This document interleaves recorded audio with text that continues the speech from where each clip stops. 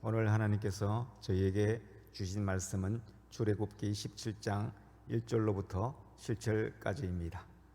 저와 여러분이 한 절씩 교독하도록 하겠습니다. 이스라엘 자손의 온 회중이 여호와의 명령대로 신 광야에서 떠나 그 노정대로 행하여 르비딤의 장막을 쳤으나 백성이 마실 물이 없는지라. 백성이 모세와 다투어 이르되 우리에게 물을 주어 마시게 하라. 모세가 그들에게 이르되 너희가 어찌하여 나와 다투느냐? 너희가 어찌하여 여호와를 시험하느냐? 거기서 백성이 목이 말라 물을 찾으매 그들이 모세에게 대하여 원망하여 이르되 당신이 어찌하여 우리를 애굽에서 인도하내어서 우리와 우리 자녀와 우리 가축이 목말라 죽게 하느냐? 모세가 여호와께 부르짖어 이르되 내가 이 백성에게 어떻게 하리이까? 그들이 조금 있으면 내게 돌을 던지겠나이다. 여호와께서 모세에게 이르시되 백성 앞을 지나서 이스라엘 장로들을 데리고 나일 강을 치던 네 지팡이를 손에 잡고 가라. 내가 호레산에 있는 그 반석 위 거기서 내 앞에 서리니 너는 그 반석을 치라. 그것에서 물이 나오리니 백성이 마시리라. 모세가 이스라엘 장로들의 목전에서 그대로 행하니라. 다 같이 읽겠습니다. 그가 그 곳 이름을 마사 또는 머리바라 불렀으니 이는 이스라엘 자손이 다투었음이요 또는 그들이 여호와를 시험하여 이르기를 여호와께서 우리 중에 계신가 안 계신가 하였음이더라. 아멘. 오늘은 결핍은 은혜의 통로입니다 라는 제목으로 송필우 목사님 말씀 전해 주시겠습니다. 제가 잠깐 기도하겠습니다. 하나님 아버지, 광야 같은 인생길을 걸어갈 때 우리는 종종 결핍을 마주하게 됩니다. 우리는 그 결핍이 즉각 채워지기를 바라지만 그 안에서 준비된 하나님의 은혜를 보지 못할 때가 많습니다.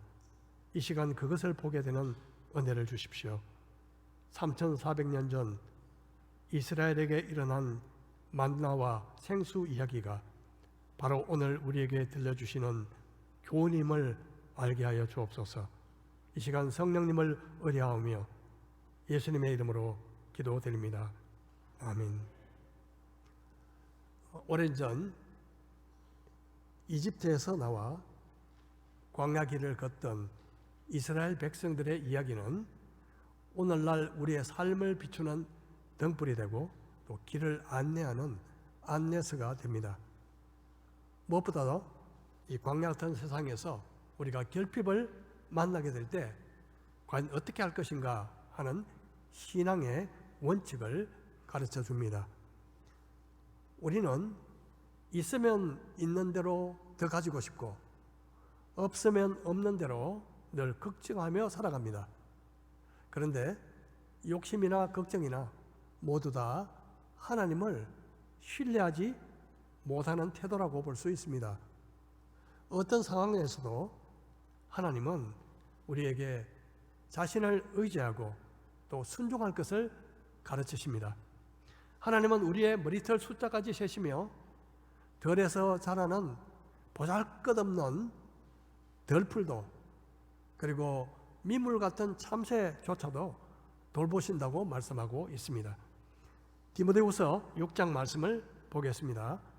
우리가 세상에 아무것도 가지고 온 것이 없음에 또한 아무것도 가지고 가지 못하리니 우리가 먹을 것과 입을 것이 있은즉 족한 줄로 알 것이니라.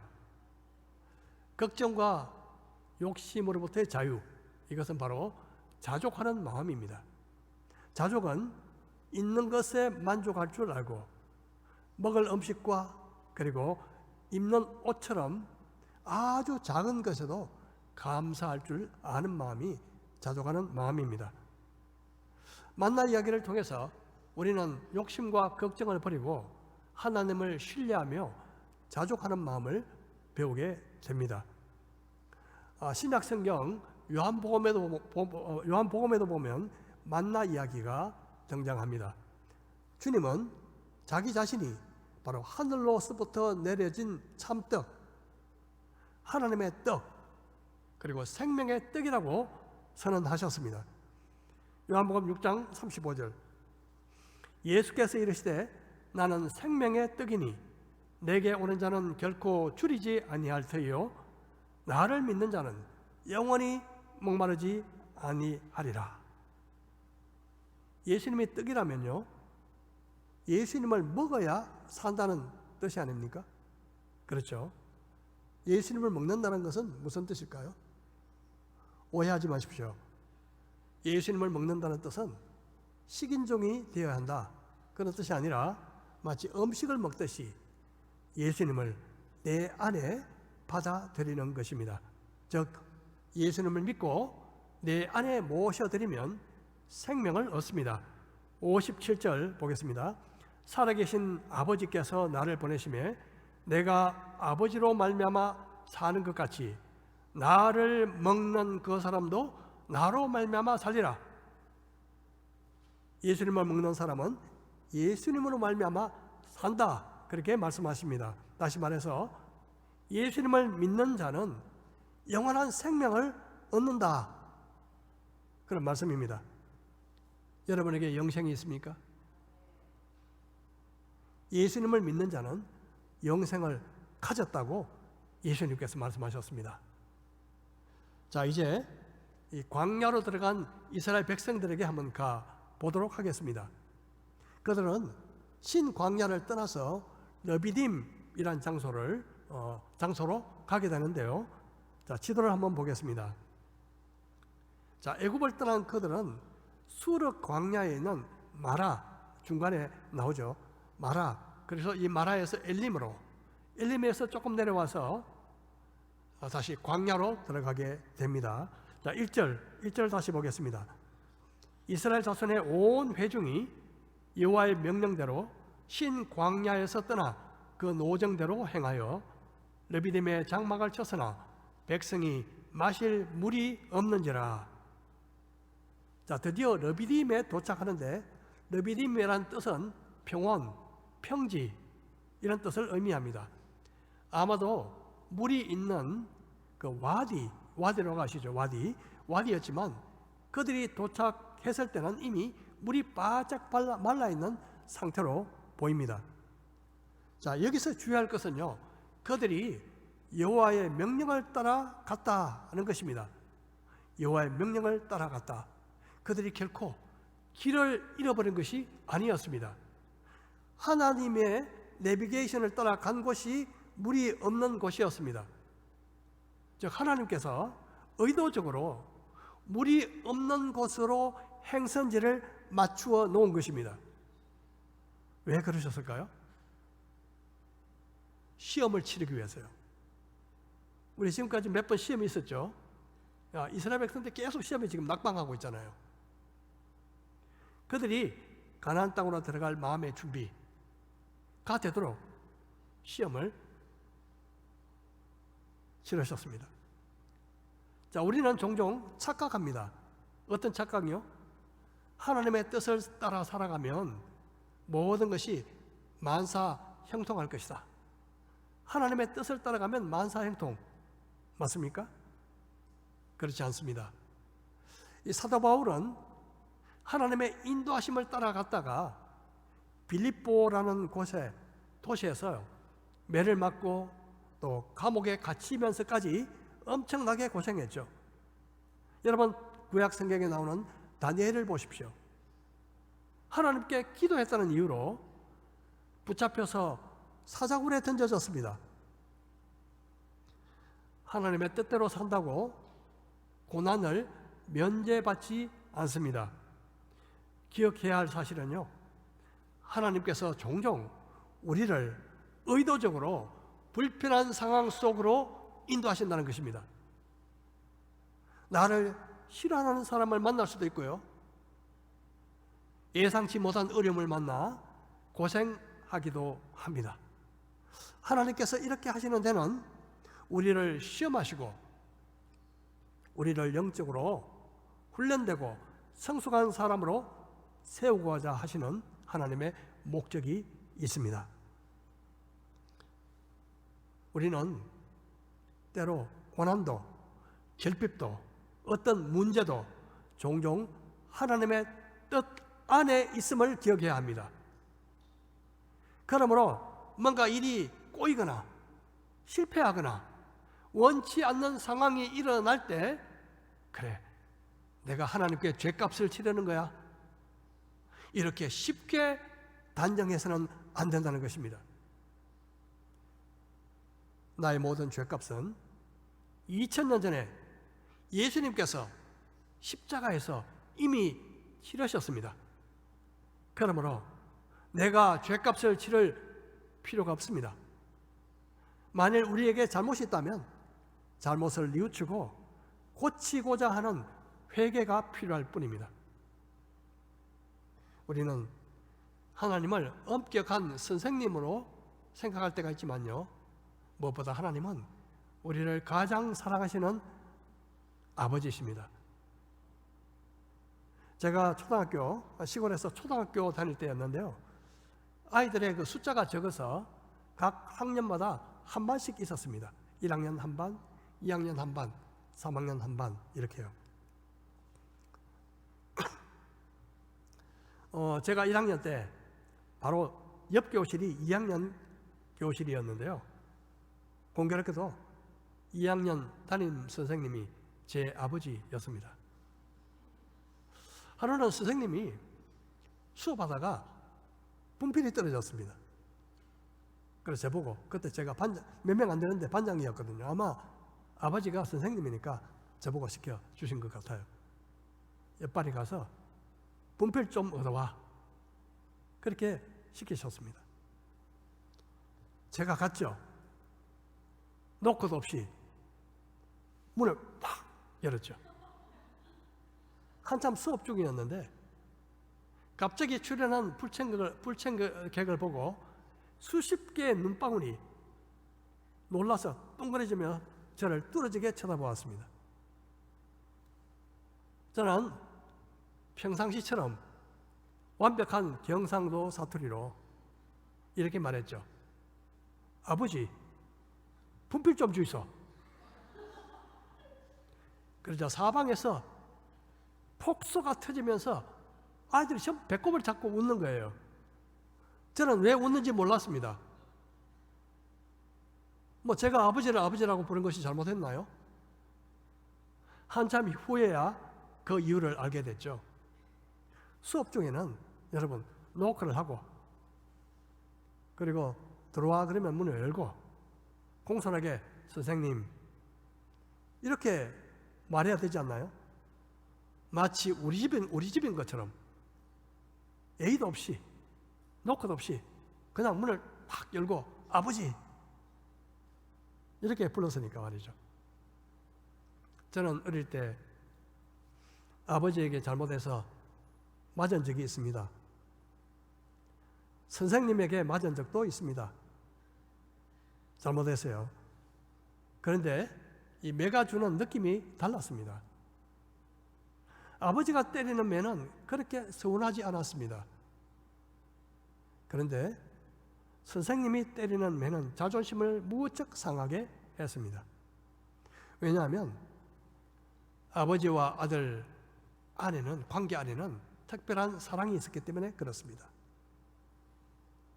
하나님은 무서운 선생님이 아니라 우리의 좋으신 아버지십니다. 물론 이 땅의 아버지가 선생님보다 더 무서운 분이거나 또 인격적으로 존경하기가 쉽지 않은 분도 계실 것입니다. 하지만 하늘에 계신 우리 아버지는 사랑이 많으시고 완전하신 아버지 하나님이십니다. 그러므로 우리는 하나님을 온전히 믿고 신뢰할 수가 있는 것입니다. 우리가요, 종종 결핍 가운데 있으면 우리의 진정한 믿음의 모습이 드러납니다. 평상시 잘 몰라요. 결핍 가운데 있을 때 진짜 믿음의 모습이 드러납니다. 우리는 하나님의 사랑과 은혜를 잊어버리고 그때 쉽게 불평과 원망을 터뜨립니다. 과거에 짓던 죄의 향수가 다시 고개를 쳐들기도 합니다. 이스라엘 백성들은 지금 애굽을 떠난 지 불과 2달도 채 되지 않았습니다. 이 짧은 기간에 마치 맨땅을 밟는 것처럼 홍해 바다를 건너는 놀라운 체험을 했었고, 그리고 마라라는 곳에서 쓴물이 단물로 바뀌는 하나님의 능력을 두 눈으로 똑똑히 보았습니다. 그런데요, 이 바로 르비딤에 와서 물이 없자 그들은 과연 어떻게 반응했을까요? 2절, 백성이 모세와 다투어 이르되 우리에게 물을 주어 마시게 하라. 모세가 그들에게 이르되 너희가 어찌하여 나와 다투느냐?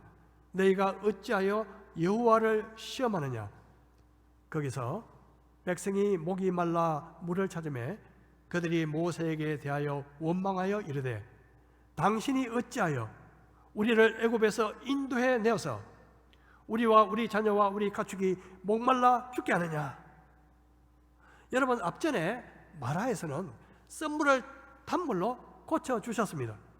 자, 이번 시험은요, 아예 물이 없는 곳에서 일어났습니다. 이때 백성들은 또다시 모세를 원망했습니다. 당신이 어찌하여 우리를 이곳까지 인도해내서 우리와 우리 가족이 목말라 죽게 하느냐? 자, 여기서 주목할 말은 어찌하여 우리를 애굽에서 인도해서, 어찌하여 우리를 애굽에서 인도해내서.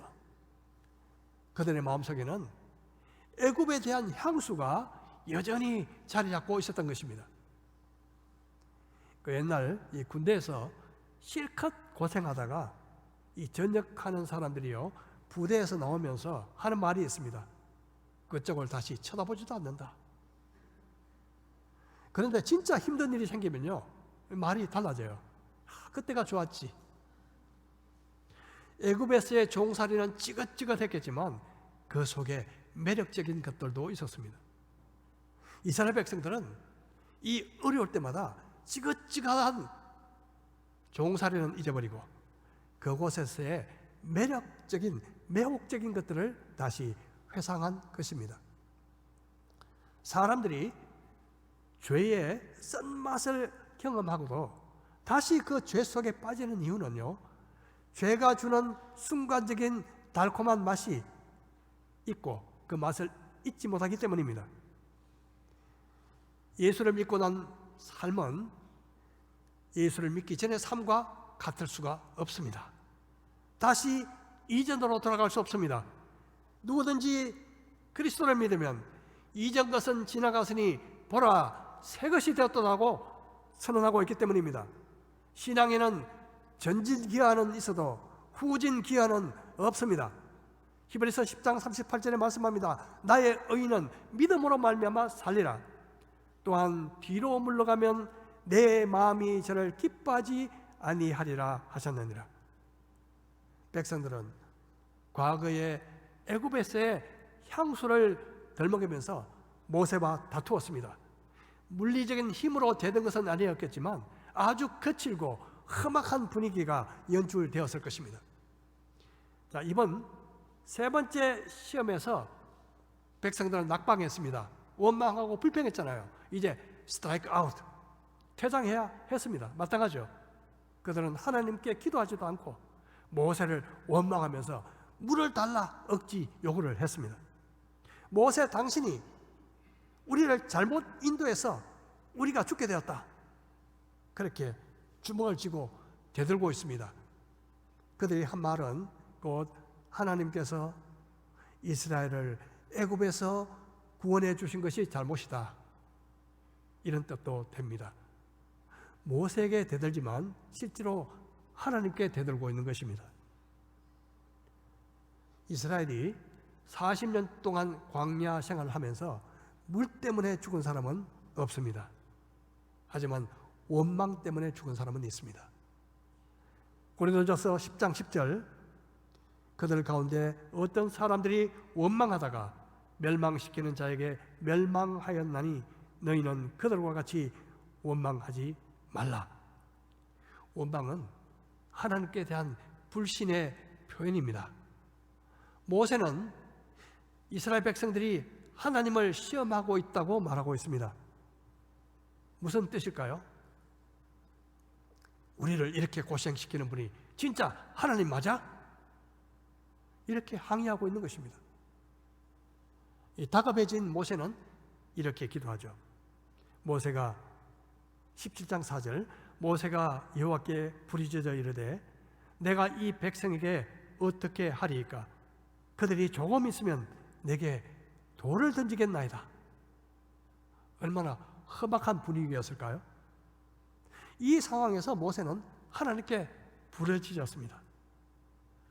어떻게 보면 이 지도자라는 자리는요, 백성들의 원망과 불평을 견디는 자리입니다. 여러분, 이 백성들이 모세에게 혹시 이런 말을 한 그런 구절이 있는지 혹시 아시나요?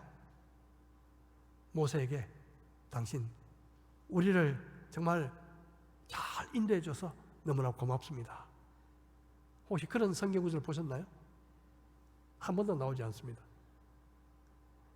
잘 되면 당연하고 힘들고 어려우면 모든 책임은 당신에게, 모세에게 넘기고 공격했습니다. 지도자의 자리가 원래 그런 것입니다. 지도자가 따르는 사람들로부터 위로와 격려를 받게 되면 감사한 일이지만 실제로 그런 일은 거의 잘 일어나지 않습니다. 어떤 목회자가 이렇게 이야기하거든요. 저한테 그런 이야기를 했습니다. 얼마 전에 만난 목회자가 자기는 늘 성도들을 격려하다가 위로하고 격려하다가 어느 날 밤에요 갑자기 이런 생각이 들더래요. 나는 아무로부터 격려받지 못하고 위로받지 못하고 있구나. 그 생각이 딱 들면서요, 그날부터 공황장애에 빠졌대요. 결국 정신과에서 가서 치료를 받았답니다. 지도자는 남모를 눈물의 기도가 요구됩니다. 지도자가 온갖 오해와 그리고 비난의 손가락질을 받을 각오가 없다면 그 자리를 견뎌내기가 어렵습니다. 그런데 참는 과정 속에서요, 견디다 못해 치명적인 실수를 저지를 수 있습니다. 모세가 그랬거든요. 나중에 나오지만. 그래서 지도자는 아무리 화가 나도 개인적인 감정으로 사람들에 대해서는 절대로 안 된다는 것입니다. 자, 하나님께서는 모세에게 응답하셨습니다. 어떻게 응답하셨을까요? 여호와께서 모세에게 이르시되 백성 앞을 지나서 이스라엘 장로들을 데리고 나일강을 치던 내 지팡이를 손에 잡고 가라. 내가 호렙산에 있는 그 반석 위 거기서 내 앞에 서리니 너는 그 반석을 치라. 그것에서 물이 나오리니 백성이 마시리라. 모세가 이스라엘 장로들의 목전에서 그대로 행하니라. 하나님께서는 모세에게 이스라엘을 대표하는 장로들을 데리고 백성들 앞을 지나가 호렙산으로 가라. 그렇게 말씀하셨습니다. 왜? 이 분기탱천한 백성들 앞으로 지나가라 말씀하셨을까요? 백성들을 두려워하지 말고 기죽지 마라. 우리 하나님의 뜻을 행하는 사람은요, 기죽을 필요가 없습니다. 상대방이 어떤 반응을 하든지요, 내가 하나님의 뜻 안에 있다면 기죽을 필요가 없어요. 당당해야 합니다. 이 장로들을 데리고 가라 하신 것은요, 하나님이 하시는 일을 그들이 보고 정인이 되도록 하기 위해서입니다. 하나님은 나일강을 쳐서 피로 만든 그 지팡이를 들고 가라, 그렇게 말씀하셨습니다. 그 지팡이로 반석을 치면 물이 솟아 나오게 될 것이다, 그렇게 말씀하셨습니다. 모세가 말씀대로 순종하자 반석이 쪼개져 물이 솟아났고 백성들은 흡족하게 물을 마시게 됩니다. 모세의 지팡이가 무슨 도깨비 방망이처럼 무슨 마력이 있는 것일까요? 그것이 아니라 하나님의 말씀대로 순종하면 그대로 된다는 것을 보여주시는 것입니다. 하나님은 모세의 볼품없는 지팡이도 사용하시고 삼손의 나귀 뼈다귀도 턱뼈도 사용하시고 다윗의 작은 좌약돌도 사용하셔서 백성들을 구하셨습니다. 볼품없는 우리조차도 하나님께 순종하면 능력의 도구로 쓰임받을 수 있다는 것입니다. 열쇠가 뭘까요? 쓰임받는 열쇠가 뭘까요? 순종입니다. 말씀에 순종하는 자만이 쓰임받는 사람이 될 수 있습니다. 비록 아무것도 아닌 지팡이를 들고 순종했을 때 반성이 깨어져 물이 솟아나게 된 것입니다. 자, 여기서 우리 잠깐 반석과 물이란 단어를 주목해 보십시다. 이 두 단어는 신약 성경에도 나오는 단어입니다. 자, 고린도전서 10장 보겠습니다. 다 같은 신령한 음료를 마셨으니 이는 그들을 따르는 신령한 반석으로부터 마셨음에 그 반석은 누구라고요? 곧 그리스도시라. 여기서 반석은 그리스도시라 그렇게 설명합니다. 사실 모세가 지팡이로 반석을 쳐서 물이 나온 사건은 십자가 사건을 보여주고 있습니다. 반석이 마치 지팡이로 맞아 쪼개진 것처럼 예수님께서 채찍으로 모진 매질을 당하시고 십자가의 죽음을 당하셨습니다. 예수님께서 오시기 전 700년 전에 살았던 이사야 선지자는 이 사실을 생생하게 예언하고 있습니다. 이사야서 53장 4절 우리 같이 한번 읽어볼까요? 시작. 그는 실로 우리의 질고를 지고 우리의 슬픔을 당하셨거늘 우리는 생각하기를 그는 징벌을 받아 하나님께 맞으며 고난을 당한다 하였노라. 그가 찔림은 우리의 허물 때문이요 그가 상함은 우리의 죄악 때문이라. 그가 징계를 받음으로 우리는 평화를 누리고 그가 채찍에 맞음으로 우리는 나음을 받았도다. 여러분 한번 생각해 보십시다. 지팡이로 맞아야 할 대상이 누굽니까? 누가 지팡이로 맞아야 합니까? 이스라엘 백성들 아닙니까? 이스라엘 백성들 아닐까요? 아무 죄가 없는 반석이 대신 지팡이로 맞았습니다. 마찬가지로 예수님께서 우리 대신 맞으셨고 예수님께서 우리 대신 찔리셨으며 우리 대신 버림받고 죽으셨습니다. 고통을 받으며 영원히 죽어야 할 마땅한 자는 예수님이 아니라 바로 우리입니다. 하지만 아무런 죄가 없으신 예수님이 나의 죄를 대신 지심으로 우리는 죄로부터 용서와 자유를 얻게 된 것입니다. 자, 여기서 또 주목할 단어 하나 뭐 있었나요? 반석 말고 물. 바울은 그 물을요 신령한 물이라고 표현하고 있습니다. 예수님은 유대인 명절인 초막절 끝날에 군중들 앞에서 이렇게 큰 소리로 외치셨습니다. 요한복음 7장 37절 명절 끝날 곧 큰날에 예수께서 서서 외쳐 이르시되 누구든지 목마르거든 내게로 와서 마시라. 나를 믿는 자는 성경의 이름과 같이 그 배에서 생수의 강이 흘러나오리라 하시니 목마름이 뭡니까? 목마름은 인생의 결핍입니다. 결핍은 뭘까요? 결핍은 필요는 있지만 채워지지 않는 것입니다. 결핍은요 물질적인 결핍도 있지만 애정 결핍 같은 심리적인 결핍도 있습니다. 그 외에도 건강 문제 그리고 자녀 문제 이런 문제로 우리는 결핍을 경험합니다. 사람들은 누구나 결핍을 채우고 싶어 합니다. 그래서 돈이 없으면 돈으로, 건강이 나쁘면 약으로, 애정 결핍은 결혼으로, 우리 결혼하는 총각 처녀들, 그렇죠? 자녀 문제는 교육으로 해결하려고 합니다. 결핍을 채우려고 하죠. 하지만 결핍의 문제는 우리가 사는 동안 결코 사라지지 않습니다. 사실 결핍이 있기 때문에 우리는 하나님을 찾습니다. 여러분, 아무것도 부족함이 없는 사람이 하나님을 찾는 사람을 본 적이 있습니까? 그런 사람 한번 데리고 오십시오. 나는 아무것도 부족한 게 없어. 그래서 하나님을 찾을 거야. 그렇게 말하는 분을 보신 일이 있습니까? 결핍 때문에 우리는 하나님을 찾습니다. 예수님은 마음이 가난한 자가 복이 있다고 말씀하십니다. 마음이 가난한 자, 마음의 가난이 결핍입니다. 결핍증을 가진 사람이 예수님께 가면 천국의 것으로 채워준다, 그렇게 말씀합니다. 목마른 사람이 예수님께 가면 마실 물을 주겠다고 말씀하십니다.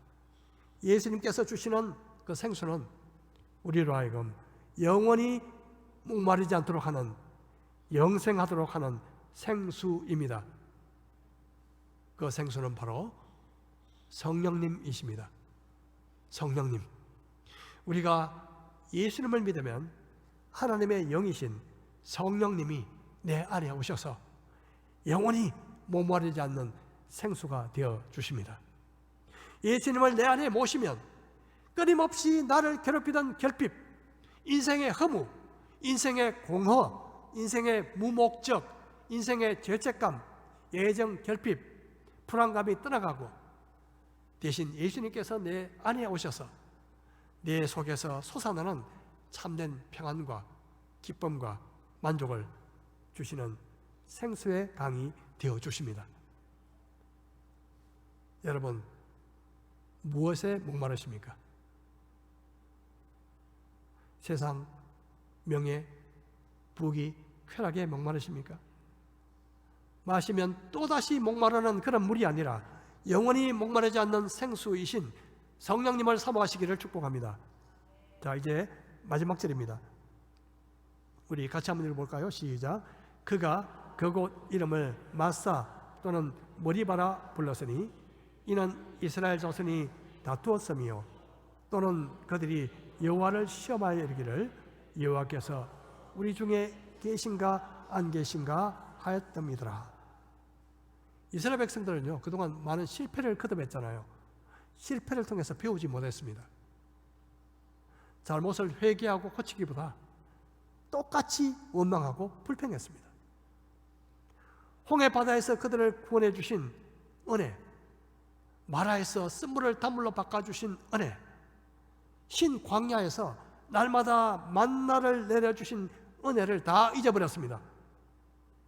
물이 없자 그들은 또다시 모세를 원망하며 대들었습니다. 이렇게 말했죠. 진짜 하나님이 계신 거 맞소? 이렇게 하나님을 시험했습니다. 이스라엘 백성들이 머리바에서 하나님을 시험한 일은 성경 여러 군데서 절대 본받지 말라, 그렇게 경고하고 있습니다. 신명기 6장 16절, 너희가 마사에서 시험한 것 같이 너희의 하나님 여호와를 시험하지 말고, 시편에서도 말씀합니다. 너희는 머리바와에서와 같이 또 광야의 마사에서 지냈던 날과 같이 너희 마음을 완악하게 하지 말지어다. 그때 너희 조상들이 내가 행한 일을 보고서도 나를 시험하고 조사하였도다. 오늘 신광야에서 물이 없어서 일어난 사건의 장소 이름을 마사 혹은 머리바라고 불렀습니다. 마사는 시험하다라는 뜻이고 머리바라는 뜻은 다투다, 그런 뜻입니다. 그들은 모세와 다투었고 하나님을 시험했습니다. 우리는 어떻습니까? 저와 여러분은 어떻습니까? 힘들고 어려운 상황을 만나면 누구랑 쉽게 다투지 않습니까? 누구 때문이야? 아니, 우리 아버지 어머니 잘못 만나서 그래. 부모 때문이야. 여러분, 그렇게 책임을 넘기지 않습니까? 그리고 정말 하나님이 정말 살아계신 건 맞아? 그런 의심을 품지 않습니까? 여러분, 믿음의 여정은 결핍과 어려움이 있는 그 장소를 피해 다니는 것이 아닙니다. 그런 여정은 없습니다. 오히려 결핍 가운데를 당당하게 통과하면서 하나님을 의뢰하고 순종하는 것입니다. 하나님은 사망의 엄침한 골짜기로 다닐지라도 우리와 함께 하십니다. 눈물 골짜기를 통과할 때도 많은 샘을 준비해 두고 계십니다. 결핍을 느낄 때 그 누군가를 원망하지 마십시다. 하나님을 시험하지도 마십시다. 하나님께서는 신뢰와 순종을 배울 수 있도록 의도적으로 우리를 러비딤 같은 결핍의 장소로 우리를 이끌어 가십니다. 결핍은 겉보기에 찢어지고 구겨져 보기 싫은 포장지와 같습니다. 선물을 감싼 포장지. 하지만 그 안에 담긴 선물은 인생길에서 우리에게 주시는 보석과 같은 하나님의 은혜입니다. 결핍은 우리의 믿음이 어떤지, 진짜 믿음이 어떤지 진정한 속내를 드러내 줍니다. 우리는 결핍이 있기 때문에 하나님을 더욱 의지합니다. 결핍을 통해 우리는 하나님의 능력과 은혜를 더 깊이 경험합니다. 그러므로 결핍과 어떤 결핍이든 결핍의 상황을 마주할 때마다 하나님을 더욱 신뢰하고 하나님을 순종함으로 예비하신 풍성한 은혜를 누리시는 우리 경성의 식구들 다 되시기를 축복합니다. 우리 말씀을 생각하며 우리 다 같이 잠시 기도하겠습니다.